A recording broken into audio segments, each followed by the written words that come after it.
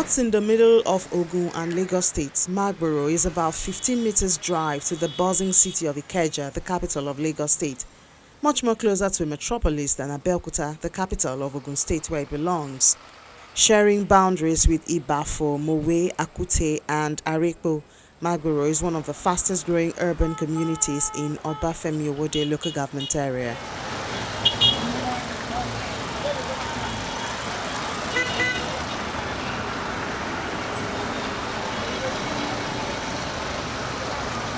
Now, the peaceful and fast-developing area is turning out to be a hell for residents of the community.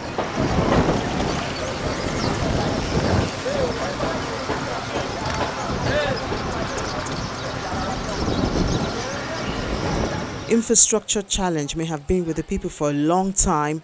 Dredgers activities are worsening their pain, with the influx of trucks conveying sand from mining sites within the locality.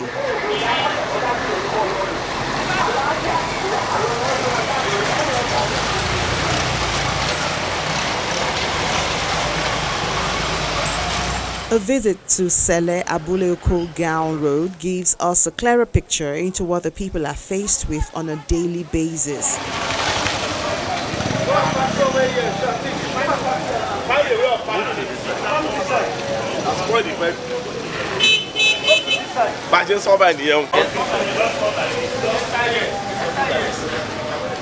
Vehicles contending with trucks on a road that has suddenly become a death trap. The residents want a way out.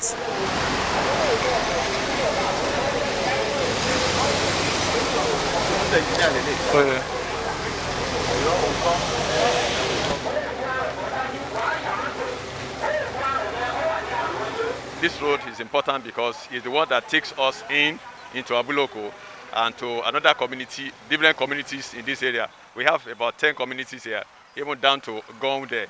So the road is very, very important because this is the only road that people fly to be able to get even to their various places.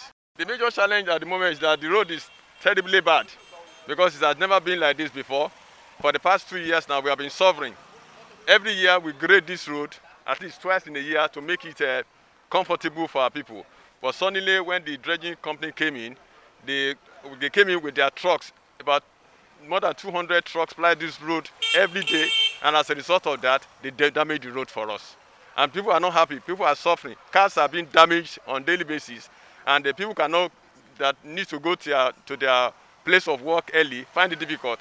Even Okada people have refused to come to our community, and those that are coming are charging us exorbitant prices. Those that have been charging 50 naira before now escalated into about 300 naira per day. So it is telling on the heads of our people because of the bad road. That's why we are outside to call on government to please to come and help us to be able to talk to these people so that they can fix our road. We have been doing it all by ourselves, but now it's as if we can't help it again. There's a public notice there of a road project. Yes. What is that about? That's an evidence to you that we do it with by community effort. We at a point in time when these people are not doing this for us, we decided we are going to fix the road by ourselves, and we contributed money to begin to put culverts on the road and to begin to fix the bad spot. But when we came in that day, we couldn't continue because they insisted that they must ply the road, even when we gave them notice enough that we want to do it, that they should step aside. They didn't allow us. So they left the road even the way it is, and we are still, the suffering continues.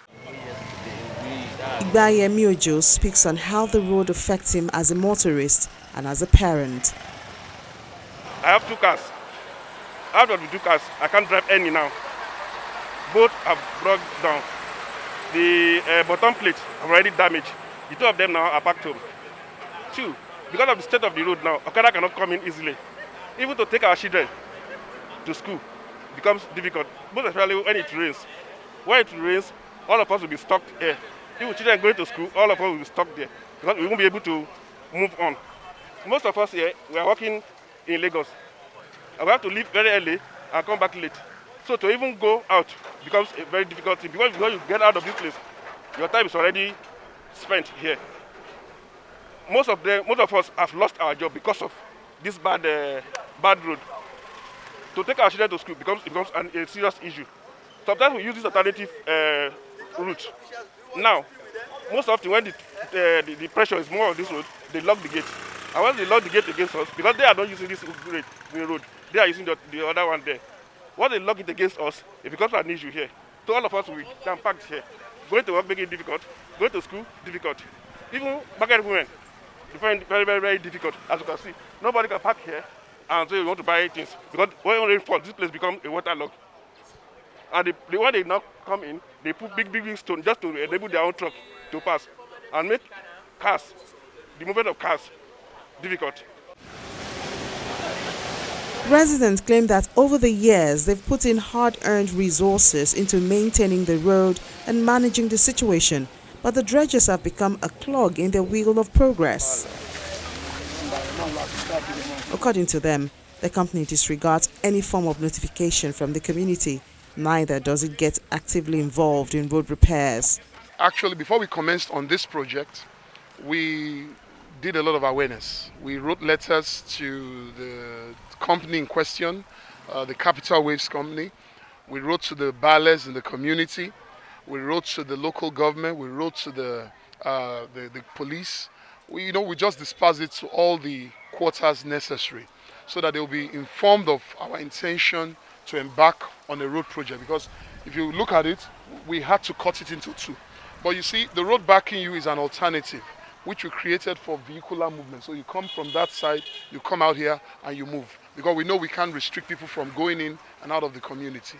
But we did that to enable us achieve this goal. So 26th of June, we created our awareness. If you go around, you see our sign post on the road to create awareness that look, we are doing this. We printed out flyers, we distributed it widely. Then we commenced on the project. Why it became abandoned was because on the day we commenced on the project, the company in question came and stopped us and said that, in fact, brought in a lot of thugs and even went further to arrest us because they took us, reported us at the Bafo police station, and we had to go to them to meet with the DPO. And after a lot of discussion, the DPO made it clear that, look, you have to uphold your own end of the CSR. These people are right. And we left there. The DPO advised us to also see the KBAC of Gon, the Oba of Gon. We went there. The KBAC repeated the same thing the DPO said. Look, you must go and uphold the CSR in the community. So we left it up there and they promised that they were going to do this. All we found out was that the day what we agreed, they will do one side and, people will take we keep using that side. Look at it till today. They came with those things, put it there, put the pipe, put sand on it, and left it, and went away. So up till date, it's abandoned. Even though they've agreed that they were going to do it. And that's just a few. Because part of the agreement also, we looked at two ways of handling the community problem in terms of this road. We talked about the temporary measures, we talked about long-term measures. The temporary arrangement is what you are seeing, where we grade the roads maybe twice or whatever, so that people can have free movement in the community. But for a permanent solution, they agreed they were going to do the drainages for starters, and then they were going to touch areas of the road that were very important areas. And we agreed, we said no problem. And that agreement is already over 1 year ago that we reached that agreement. Up till today, they've not upheld their end. They just come, when there's a bad spot, they will come and pour sand or whatever. And just like what you are seeing, they just come pour. Once they are comfortable with their trucks movement, that's all. Most businesses in Abule Oko Road appear to have folded up as a result of the state of the road and the dangers inherent. Another area of worry for them is the impacts the dredging activities may have on the numerous electricity and telecommunication masts in Magboro. The dredging is likely to affect the power base of the power line that runs through this community to Okearo. And we are so much concerned because we don't want a calamity to befall this nation. Because if anything happens to the power line, the whole of the community around this area up to Ibafo may be in extinction. This dredging is not only inside the river, but it is at the bed, under the bed of the community.